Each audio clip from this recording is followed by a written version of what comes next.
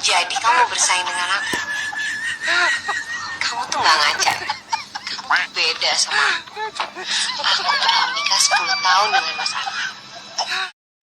Assalamualaikum warahmatullahi wabarakatuh.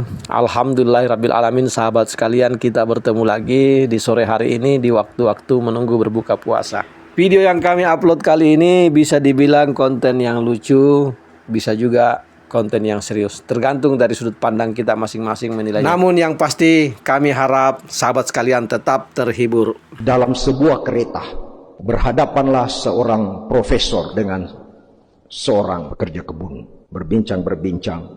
Lalu profesor itu mengatakan, supaya kita memaknai perjalanan bagaimana sambil berada di dalam kereta, kita tebak-tebakan tentang ilmu pengetahuan. Lalu tukang kebun itu mengatakan, jangan nih Pak. Lalu profesor itu mengatakan, atau begini Pak, kalau Bapak tidak menjawab pertanyaan tebak-tebakan saya, Bapak kasih saya 100.000. Lalu kalau Bapak bertanya kepada saya tidak bisa jawab, saya kasih 1 juta. Lalu tukang kebun itu berpikir, iya bagus juga ini. Boleh juga Pak, silakan. Bilang baik, saya yang memulai, kata profesor. Pertanyaan saya kepada Bapak, berapa kilometer jarak dari bumi ke bulan? Tidak tahu Pak. Langsung profesor itu meminta 100.000. Kasihlah 100.000. Bertanya Bapak itu, berapa memang jaraknya Pak? Langsung profesor itu mengatakan, 384.400 kilometer. Terus profesor itu mengatakan, Bapak lagi yang bertanya pada saya. Setelah dia berpikir agak lama, lalu tukang kebun itu bertanya, binatang apakah itu kalau dia mendaki kakinya 3 dan kalau turun dari pendakian kakinya jadi 4? Wah, pusing profesor. Barusan saya mendengar pertanyaan seperti ini. Setelah lama dibilang, menyerah. Langsung bapak tukang kebun itu minta 1 juta. Dia keluarkan uangnya 1 juta. Setelah dia bayar, profesor itu bertanya, saya penasaran, binatang apakah itu Pak? Lalu tukang kebun itu dengan tenang mengeluarkan lagi uangnya 100.000. Maaf, saya juga tidak tahu. Hadirin, untuk ketiga guru besar dan untuk saya, inilah contoh guru besar yang bukan guru kebijaksanaan. Dia sangat mengandalkan dirinya, kehebatannya.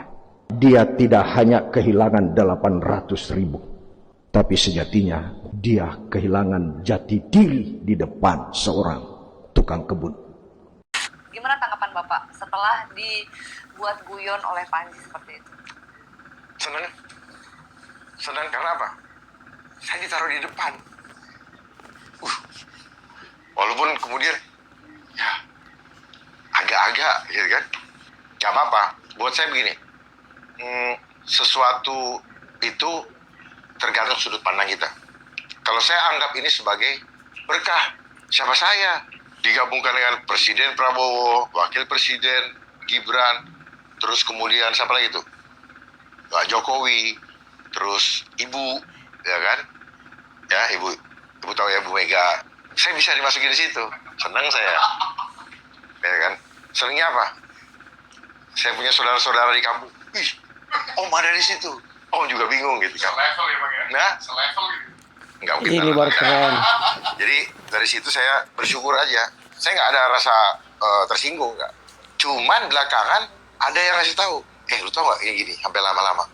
Itu tandanya lu disindir gay. Ah, serius? Gitu. Saya pengen cari tahu apakah benar ya kalau itu tanda bahwa gay. Gitu ya, karena sebenarnya cukup ini saya nggak apa-apa, tapi yang lama-lama begini loh, kok ada mimik yang nggak keren, paham ya?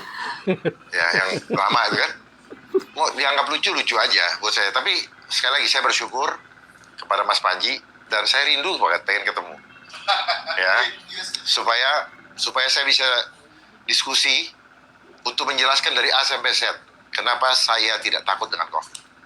Karena saya punya dokumennya, karena saya tahu apa yang terjadi. Ya, kalau kata 19 AI, lihat sekarang semua pakai AI. Ya benar. Semua pakai AI, tidak ada yang terlewatkan. Bahkan kamera-kamera yang ngambil di mensrea semuanya pakai AI. Gitu. Drone dan sebagainya dikendalikan oleh AI.